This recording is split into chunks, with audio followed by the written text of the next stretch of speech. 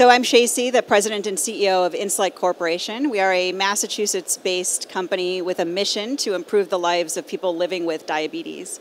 And we do that through our 3-day disposable patch pump that provides nonstop or continuous insulin. And I'm joined today by Nick Gruino, who is an Omnipod user, and we're going to talk a little bit about the impact of the technology and medical technology in general on his management of his type 1 diabetes. Nick, do you want to introduce yourself? Hi everybody, again, my name is Nick Gruino. I'm an inside sales supervisor with Insulet Corporation. I live with type 1 diabetes myself, and I do wear the Omnipod insulin management system. Great. And so, Nick, can you share a little bit about when you were diagnosed, how long you've been living with type 1 diabetes? Yeah, absolutely. So I was diagnosed at 12 years old. I've been managing my diabetes for approximately going on 14 years now. Great. And can you share a bit about the actual diagnosis, how you were diagnosed? Yeah, so I was diagnosed, I would say, somewhat abrupt, as many individuals living with diabetes, right?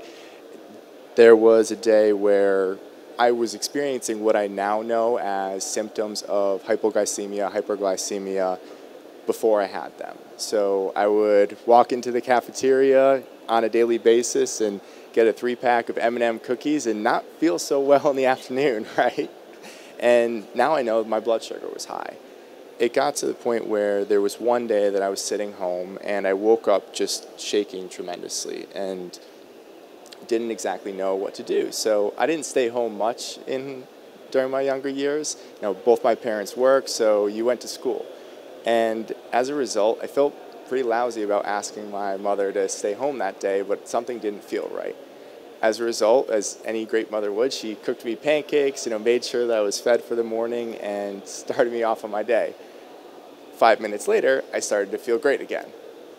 I didn't want to admit that to my mom because, well, why did pancakes make me feel all of a sudden that now I could go to school, right? So I would say that was the start of feeling symptoms of diabetes. Okay, terrific. And can you share a little bit about the impact that that diagnosis had on you and your family? Yeah, so I would say that when we started out, I was going to the doctor's office. Something wasn't right. So we went to my primary care physician, and my mother and grandmother at the time had asked him, please check him for diabetes. My uncle had diabetes, so we recognized the general symptoms. My doctor said, it's not diabetes, go home, drink some electrolytes, you'll be fine, drink some Gatorade. Again, not exactly what you should do living with diabetes. So I started to lose weight. I lost about 20 pounds within the first 2 weeks, and then a week later we went back to the hospital. At that point, I had probably lost about 25 pounds. I wasn't a large kid when I was growing up, so I was absolute skin and bones. And we went back to the doctor's office. My grandmother said, no, you must, Italian, stubborn, must check him for diabetes. Finally, they had diagnosed me with diabetes, and the doctor said, you have 2 choices. You can either take an ambulance or you can drive your son to the hospital immediately. My mom was there as well. I would say that's the first I noticed that it was impacting my family. I mean, the look on my mom's face when she's being told you have to take your son to the ICU is something that I never want to relive again. So they brought me to the ICU where I was immediately admitted, cut the line, felt like a VIP. At that time, though, I wasn't cognitively aware. So I was just kind of going through the motions, and they brought me into the ICU. I do remember a nurse looking at my mom and saying, thank heavens that you brought him here on time, because another day and he wouldn't be with us. Your blood glucose is over 856. So from then on, that's when I started to really have an understanding of what burden this disease would not only place on me, but also individuals in my family. Your parents must have been frightened. Yeah. And what technology did you leave the hospital with, and how has that evolved over time in terms of how you're managing your diabetes today? So I left the hospital with a couple syringes and a vial of insulin, 2 vials. And let me tell you, when I was a kid, 2 things that scared everything out of me, heights and syringes. To this day, still heights. But I learned very quickly that watching my parents inject on me wasn't something that I wanted to accept on a daily basis. I saw the look on their faces, and I would never wish that upon anybody. So I left the hospital and immediately said, Nick, you need to deal with this. started taking my own injections, and they gave me a almost suppression device where you put it around your abdomen. I mean, I tried everything, injecting my calves. I was doing anything to avoid having my parents give me daily injections. And so today, you're no longer using injections to manage your diabetes. Can you share a little bit about the technology that you're using today? Absolutely. No longer using injections, still afraid of needles, but I am using the Omnipod Dash currently. Great. And how has Omnipod Dash impacted the care and treatment that you're giving yourself?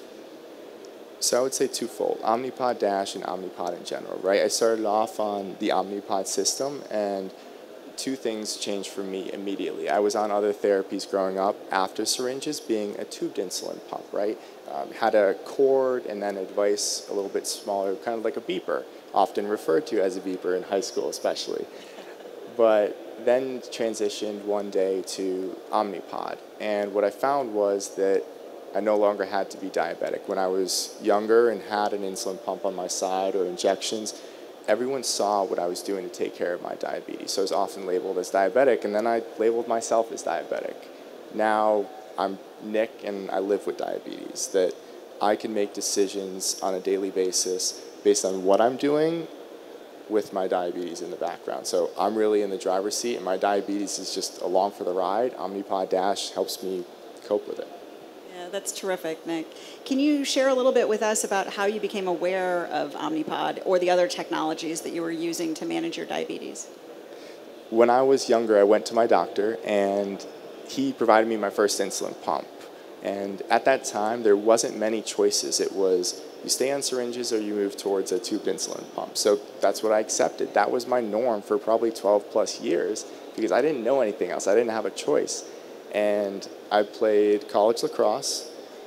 One day we were at practice, and my coach, brand new to the team, was beeping. And I said, that's interesting.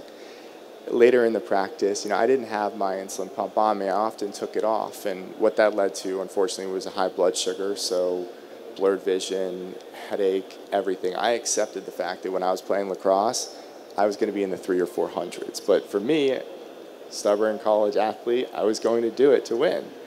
And one day my coach came by and he removed a small pod off, and I actually have one in my pocket as well, but he removed a small pod off, something this small, right? And I said, what is that? So he took it off and he threw it in the woods. And his response, Chasey, was, that's my insulin pump.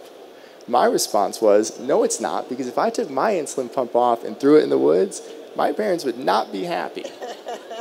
So from that point, I said, I need to find out what this therapy is, because I don't have to take it off. I can put it under my shirt or not be labeled by it. Absolutely. So I started looking into Omnipod. That's terrific. And has it impacted, it sounds like it's been a dramatic impact on your quality of life. What about your parents and kind of their burden and worry about the disease and about your therapy? So when I was growing up, especially on a different therapy, I would often get the, hey, what's your blood sugar? Hey, how are you doing today? Hey, what'd you eat for breakfast this morning? Not the, how's your day going? Is there anything I can help you with? Love you in the morning. Now get that all the time, right? But I think my parents had in their mind that, is Nick okay? And now that I've become more independent with my therapy, they have more confidence in the, hey, good morning, how's it going? How has your week been?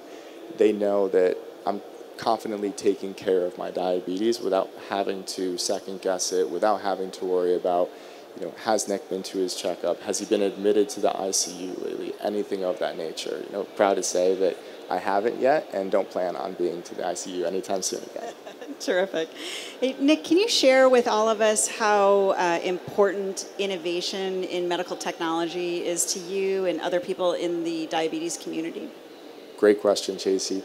So that is everything to me, right? That is my longevity. That is my quality of life. And what I mean by that is that technology, especially over the last couple of years, is consistently changing. It's competitive, which means everyone is trying to get better in the medical device space. And that's not just specific to diabetes, right? So for me, it means being able to wake up every morning and go to work, go to the gym, hang out with friends without having to worry about my diabetes from a quality of life perspective. What it means longevity is that I'm reaping the clinical benefits of a great therapy, that I can have confidence 10, 15 years, whenever I have kids down the line, that I'm going to be able to take care of them and run around with my grandkids someday, and that, heaven forbid, if my child down the road is diagnosed, I know exactly what I'm putting them on day one. That's terrific. So, Nick, anything else you want to share with the audience today? I would just say thank you for all that you do. I really appreciate this opportunity to speak with you all. I mean, looking around the room here today, there are a lot of different medical devices. And in the world we live in, people are consistently being diagnosed with diseases that, quite frankly, they didn't ask for. So whether it's diabetes or any disease state, thank you for everything that you've contributed to innovation and also giving the patients a choice. I remember probably within my first 2 weeks, Phil Hilldale, Senior VP of Sales at our company, asked me, he said, out of curiosity, Nick, would you ever go back to a tube pump? And I said, without hesitation, no. He said, even if it did absolutely everything in the world, cure your diabetes. And I said, Phil, I think the best part about that is not for me, right? That there are absolutely people out there that's for them, but not my lifestyle, not Nick Garino. And I think that's the most important part, is with so many companies and with everything that you all are contributing back to the community, the patients have a choice. And working with insurance companies, I mean, thank you, AvaMed, for this advocacy, because that means everything to a patient, that they can get what they need, or what they want, more importantly. That's great. Thank you so much, Nick. We're obviously lucky to have you as part of our team at Insulet. Thanks for sharing your story today with us. Thank you, Stacey.